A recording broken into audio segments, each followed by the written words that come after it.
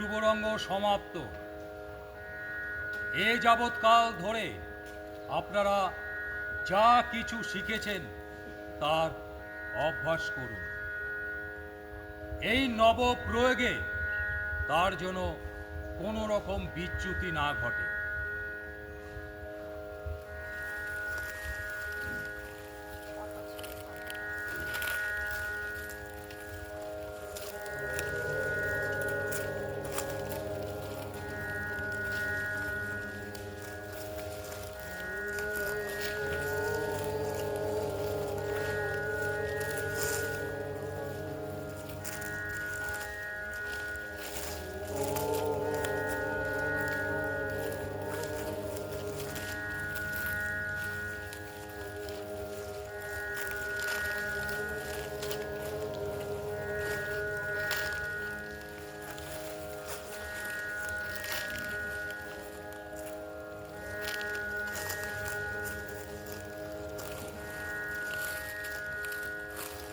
প্রণাম মুনিবর।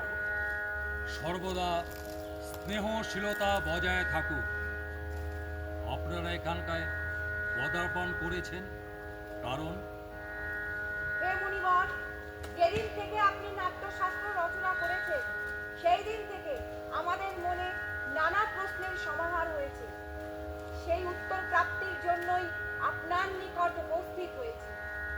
আপনারা সকলে আসন গ্রহণ করুন। আপনারা নিঃসংকোচে আপনাদের প্রশ্নগুলো আমায় করুন। গুরুদেব, নাট্যশাস্ত্রের উৎপত্তি কোথায় হয়েছে? এর উদ্দেশ্যই বা কি? ইহা একটি উত্তম প্রস্তাব আপনি উত্থাপন করেছেন। এ প্রশ্ন শুধু নাটকই নয়, জীবনের সারমর্ম উপলব্ধির মাধ্যম।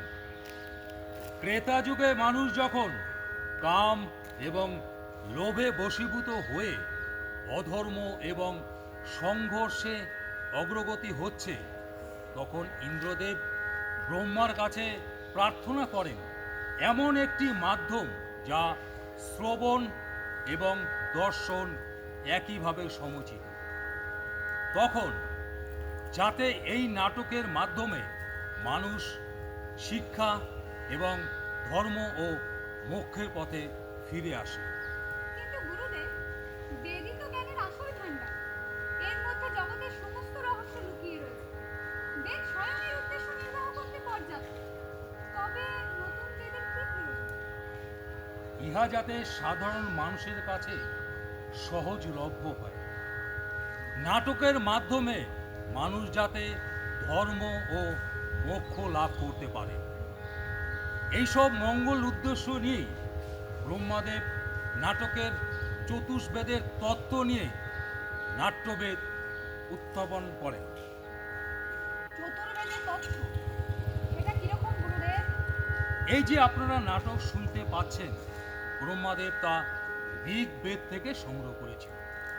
আর যে নাটকে গান শুনছেন তা যজুর্বেদ থেকে, আর যে অভিনয় দেখছেন তা সামবেদ থেকে, আর অথর্ব বেদ থেকে রস সংগ্রহ করে এই চতুষ্বেদ থেকে অঙ্গ সংগ্রহ করে নাট্যবেদ রচনা করেছিলেন। গুরুদেব, নাটকটি কেবল তাহলে দেবতাদের জন্য রচনা করা হয়েছিল? না না না না না না, একদমই না। অসুররাও এই ঠিক একই প্রশ্ন দেবতার ব্রহ্মার কাছে করেছিল।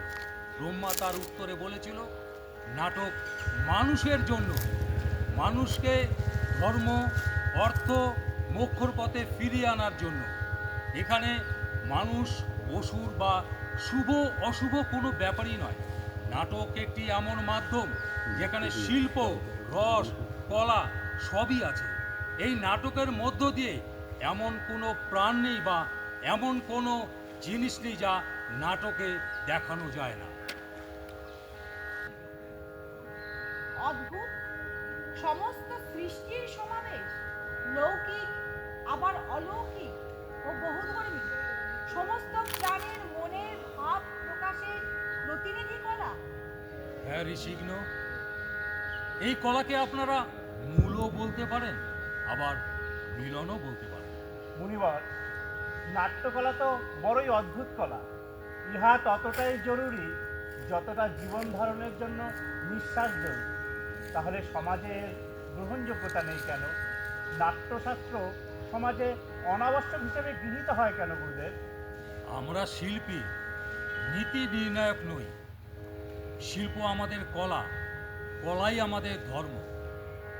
নীতি নির্ণায়করা যাতে পরীক্ষা নিরীক্ষা করে এই নাট্যকলাকে সুযোগ সম্মান দেয় এবং শিল্পীদের বিবেচনা করে আরও সুযোগ সুবিধা দেয়। হে মুনিবর, নাট্যকলা নিঃসন্দেহে গুরুদেব, কলা ছাড়া সমাজ তো পশুদের সমাজ। এই আশা আকাঙ্ক্ষায় তো নাট্যশাস্ত্রকে পঞ্চম বেদ বলে আমি সম্বোধন করেছি। আমার ইচ্ছে বা আশা যাতে শিল্পীদের সম্মান দেওয়া হোক, তারা যেন প্রাপ্য সম্মানটুকু পায়। পঞ্চম বেদ সমস্ত জ্ঞানের ভান্ডার।